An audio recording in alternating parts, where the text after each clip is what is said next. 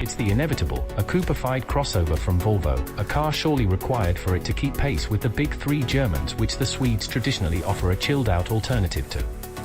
What's possibly less inevitable is the fact the supremely logically named C40, it's an XC40 with some of the ruggedness grated off, is purely electric. Perhaps, with Volvo claiming 50% of its sales will be EV by 2025, and 100% by 2030, it ought not to be such a shock after all. But they are surely willfully losing a few sales by not simply transplanting the XC40's many and varied engines, petrol, diesel, hybrid and electric, into its more svelte sibling.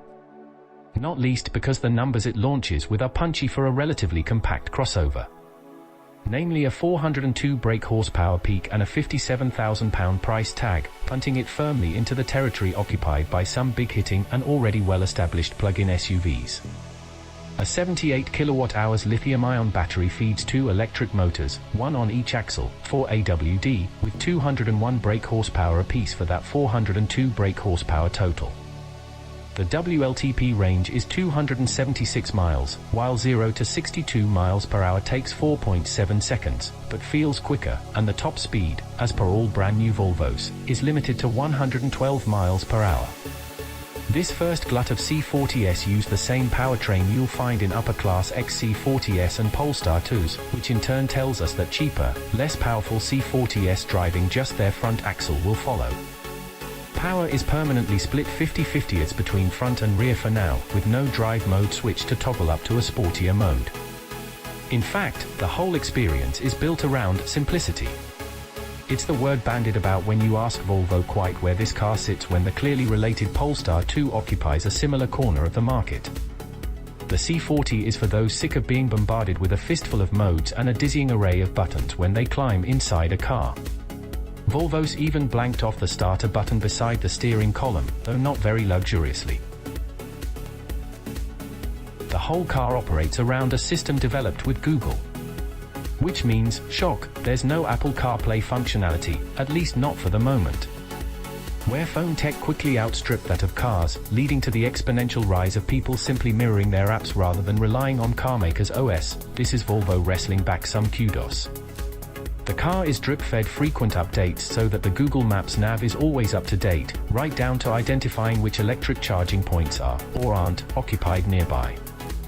Most of the apps you love can be downloaded to the car, beaming your questionable Spotify playlists right into the booming Harman Kardon stereo, but any especially Apple Y audio might just have to be pumped to the speakers through Bluetooth.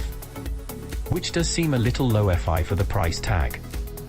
Launched in 2021 with the twin-motor setup and kit-packed Pro trim, the C40 kicks off at £57,400, or £729 per month on Volvo's Care scheme, which bundles in all the key maintenance stuff over its 3-year term. The C40 looks great and has all the zen interior ambience you'd hope from a Volvo with a silent drivetrain. They say it's been penned with design as its priority, and you can tell. There are plentiful neat touches, nearly all with a wholesomely sustainable story to back up their materials. You also have pernickety gripes, almost all of them typical of a slant-roofed SUV.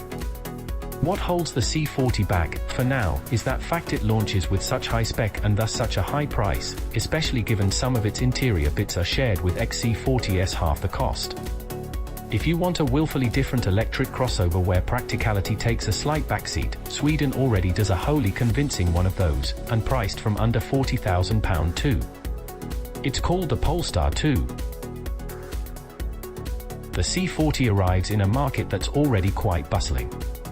And to cut a long story short, it drives rather like you'd expect a 2.1-ton, 400 brake horsepower EV to drive. Which is to say needlessly quick in a straight line, that 4.7 second claim feels close to modest, if anything, then relatively unfussed by cornering. It's neat, tidy and grips well, but it could never hope to be a sports car. Especially given Volvo stitched anything approaching a drive mode. This is a car that knowingly coerces you into a calmer way of life. Your only options dynamically are whether you want one pedal operation on or off, and its firmer steering mode activated or not. We found the one pedal setting less smooth than some rivals, and needing some careful use of the throttle to stop it feeling like a shrunken teenage learner is inhabiting the footwell on stopping duty.